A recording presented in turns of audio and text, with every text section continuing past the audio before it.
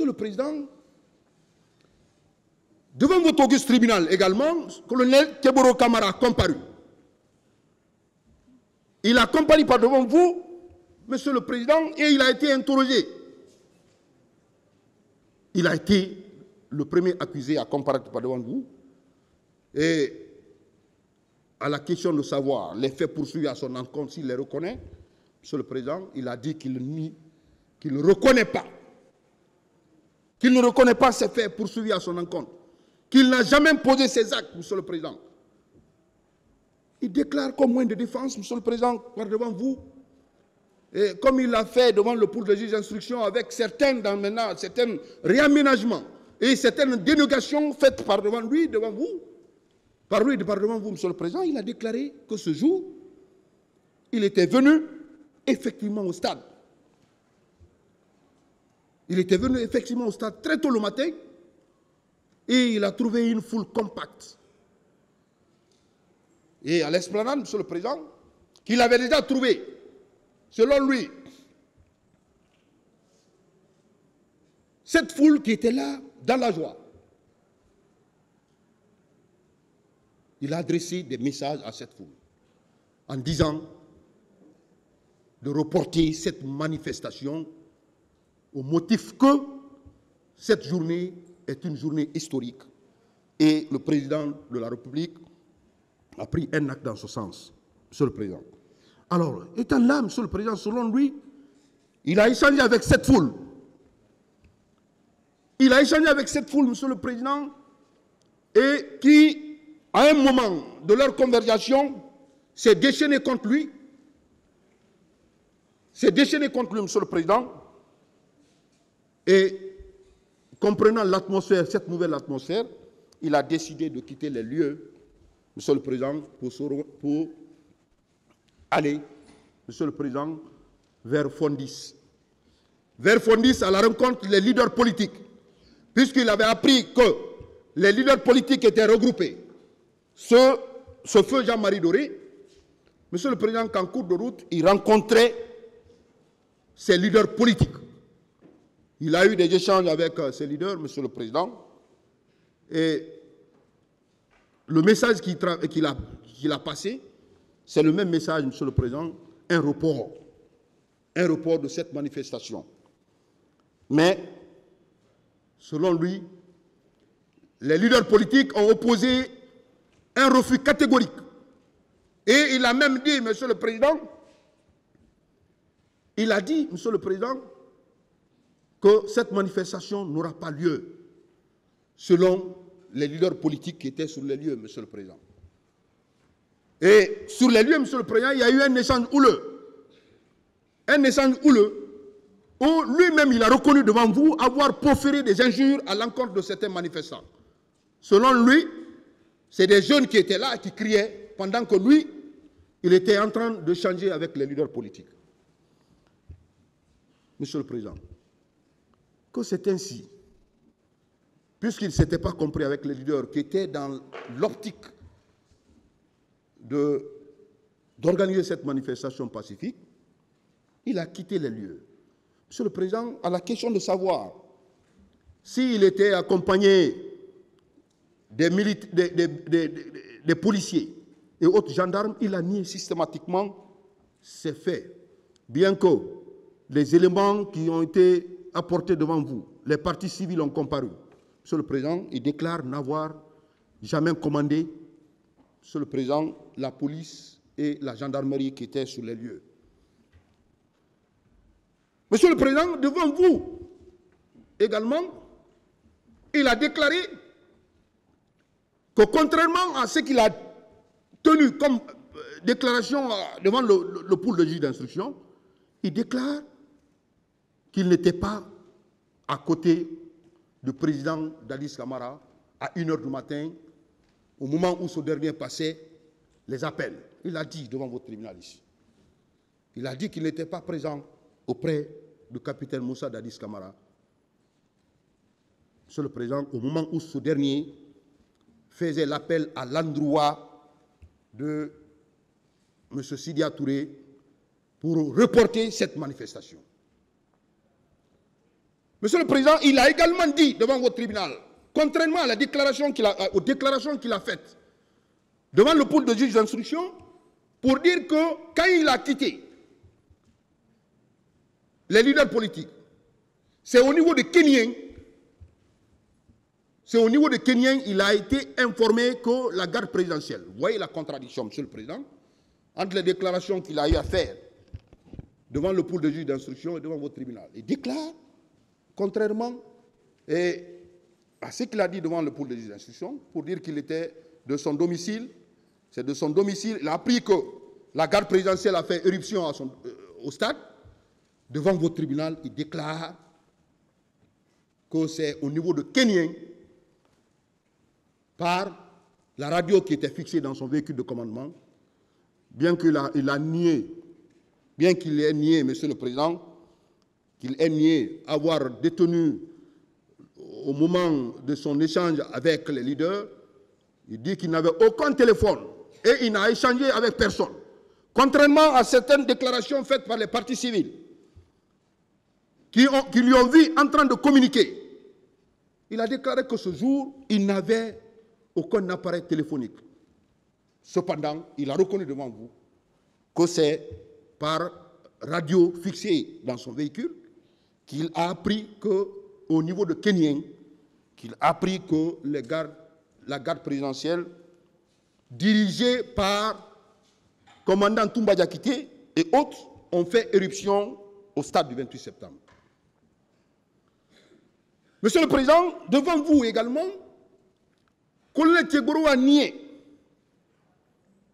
avoir donné des instructions sur le champ pour dire qu'il n'a jamais dit à ces éléments de charger.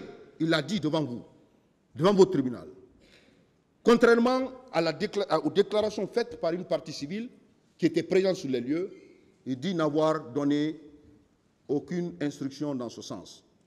Il dit également, Monsieur le Président, n'avoir fait aucun geste allant dans ce sens, contrairement aux partis civils, certaines parties civiles, qui ont comparu par devant vous et qui ont relaté le comportement par un jeu de tête de colonel Tchegboro Kamara en vue de commettre ces faits, donner des instructions à ces éléments. Monsieur le Président, il a déclaré que ce jour,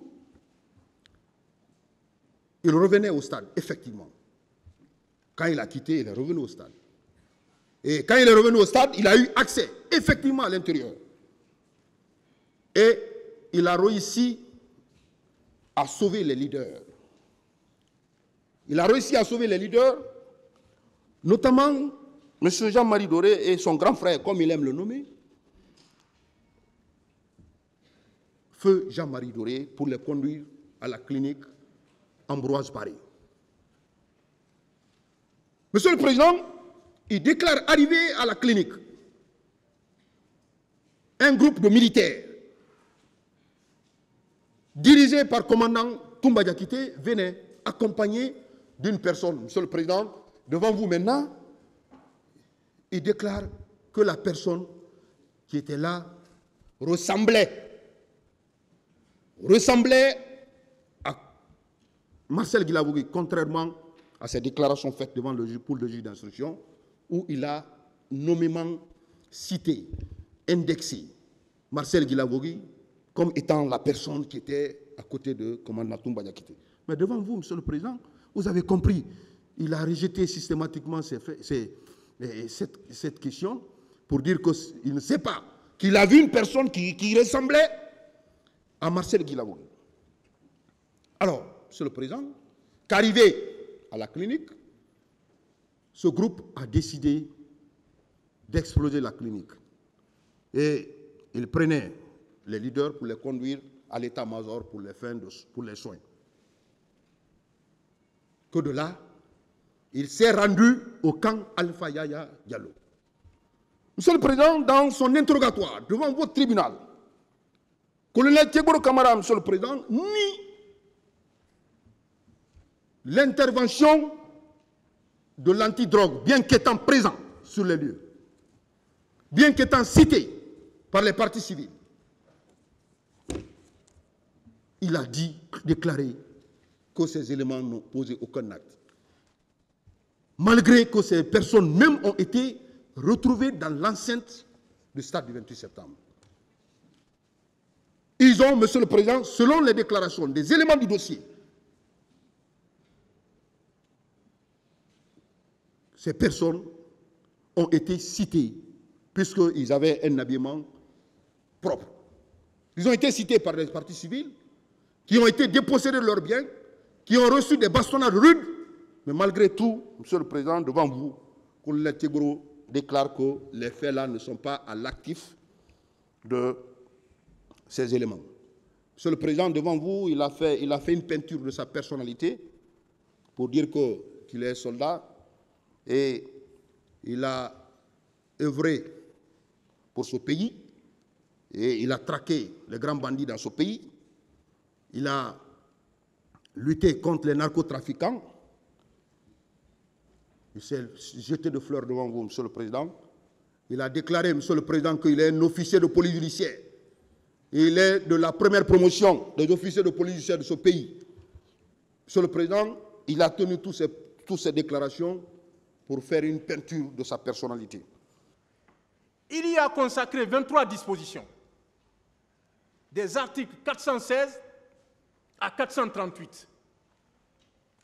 Vérifiez.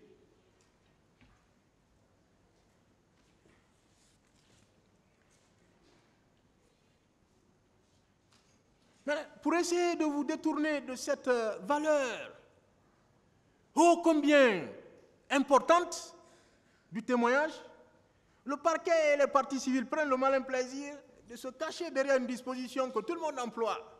Très facile. On dit, ah non, l'article 497. Mais cet article-là aussi est très clair. Hein? L'article 497 du Code de procédure, cet article-là est très clair. Non, mais non, il est aussi très clair. Il faut lire entre les lignes. Il en fait une interprétation intelligible.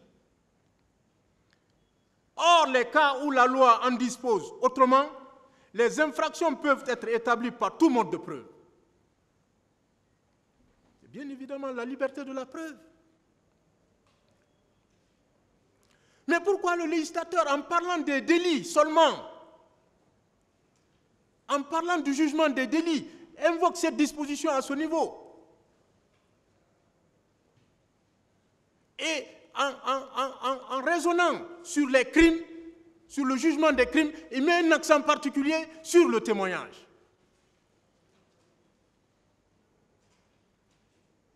Mais on nous a tous appris.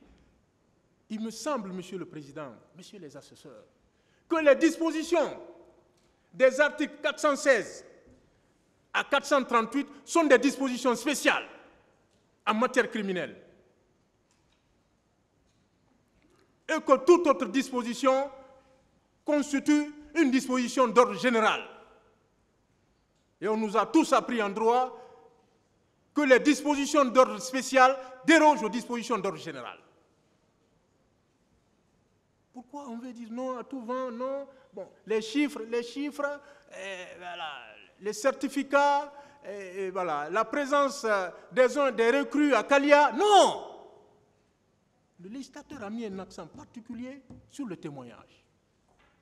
C'est pourquoi, même au niveau du pool des juges d'instruction, mais c'est le témoignage. Ce sont ces procès-verbaux qui sont au dossier.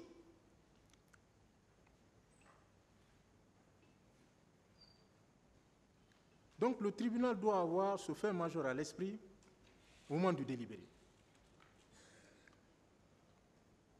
Je l'ai dit tout à l'heure, lorsque vous lisez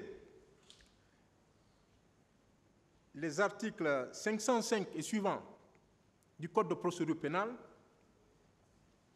le législateur parle de témoignage en ce qui concerne les délits. Ouais. Et pour l'instruction préparatoire, les articles 187 et suivants. Regardez bien. Du même code. Ça veut dire quoi? Il faut qu'on interprète, il faut qu'on sache ce que ça veut dire. Le législateur n'a pas coupé, copié, collé simplement. Saisissons-nous peut-être des travaux préparatoires. On saura ce qui a été discuté.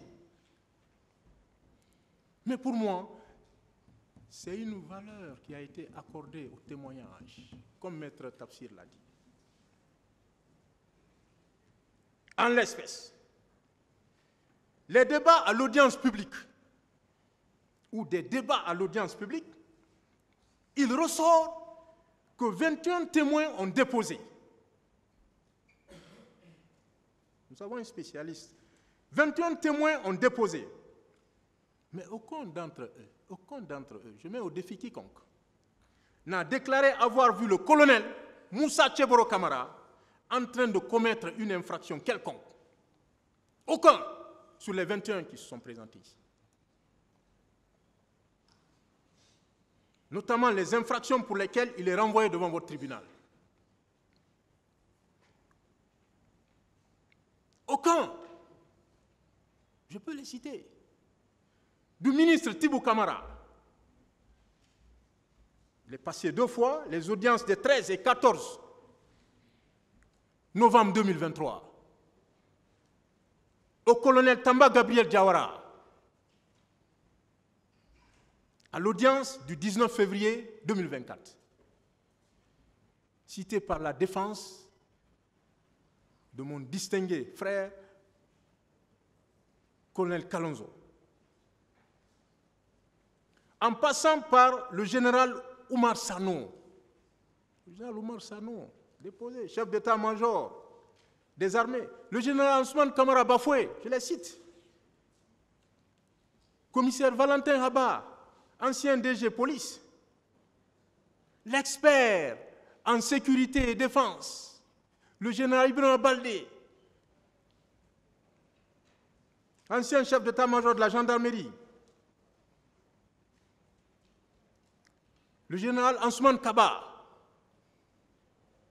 M. Sori Kondé, Mohamed Kondé Escobar, Youssouf Touré Joly, Mamadi Soumaoro, son Excellence Fodeba Istokera, Professeur Hassan Ba, Dr Fatou Sike Kamara, Professeur Namouri Keta, Messieurs Mandjan Sidibé et Cheikh Sidia Touré et Cheikh Sidia Diabaté. Cheikh Sidia Diabaté, sauf erreur, dernier témoin cité par le parquet. Monsieur Alpha Mahmoudou Diallo, Ismaël Ba, et l'intègre, le professionnel des médias, le journaliste Boubacar Largassimou Diallo. Et Mamadou Chérif Bari du côté des partis civils. Sauf erreur. Ces personnes-là sont venues ici. Ces personnes se sont présentées ici. Eh bien, on sait ce qu'on appelle déposition. Elles savent, ce qu'elles encourent en cas de mensonge. Cela leur a été clairement notifié par le président du tribunal, avec l'assistance des assesseurs, pour dire voilà, c'est qui un témoin et comment vous devez vous comporter. Mais ils auraient pu facilement dire oui, mais moi j'ai vu le colonel en train de faire ceci ou cela, qui est répréhensible. Mais ils ne l'ont pas dit. Comment voulez-vous que le tribunal, ce respectueux tribunal, entre en condamnation sur la base de simples allégations? Sous réserve, Monsieur le Président, Messieurs les assesseurs, de cette précision sur la valeur du témoignage et du fait avéré que personne n'a déposé avoir vu le colonel en train de commettre un crime, il y a lieu d'égrener un à un les chefs d'accusation tels qu'ils ressortent de l'ordonnance de renvoi. Je viens de le dire, entre autres, le colonel est renvoyé devant ce tribunal pour meurtre, assassinat, ainsi de suite. Je vais m'occuper de quelques infractions, parce qu'il n'y a rien en face, très rapidement. Et mes distingués confrères, Maître Keita Abdoulaye et Maître Lanciné III, reviendront successivement pour intervenir sur la complicité de vol à main armée et en ce qui concerne M. Keita et en ce qui concerne M. Lansine 3 Camara, il interviendra sur l'entrave, l'arrivée des secours, comment ça s'est passé, et la non-assistance à personne en danger. Oui, parce qu'on parle, il le dira, il sera très clair, M. Keita.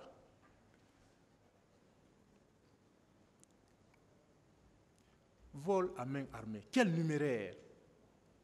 En dollars, comme le disait M. Mokhtar Ba, en euros, en francs guinéens, combien? Rien de tout ça dans le dossier. Donc, le colonel est renvoyé pour meurtre et assassinat au stade du 28 septembre et environ. Là aussi, mon distingué confrère et intelligent confrère, tout le monde le reconnaît, M. Mamadou Tafsir Bari, a cité de mémoire. Je ne peux pas faire comme lui. Non. Il a cité de mémoire les dispositions des articles 206 et 208 du Code pénal. Je ne peux pas faire comme lui. Il est très intelligent. Mais il a cité. Je ne reviendrai pas sur ces définitions. C'est embêter le tribunal. Ce qui est clair, c'est qu'il ressort de ces dispositions que le meurtre suppose un acte tendant à donner la mort. Mais il faut que cet acte soit un acte positif. Il ressort des mêmes dispositions que l'assassinat suppose un meurtre commis avec préméditation et guet-apens. L'assassinat est un meurtre spécifié.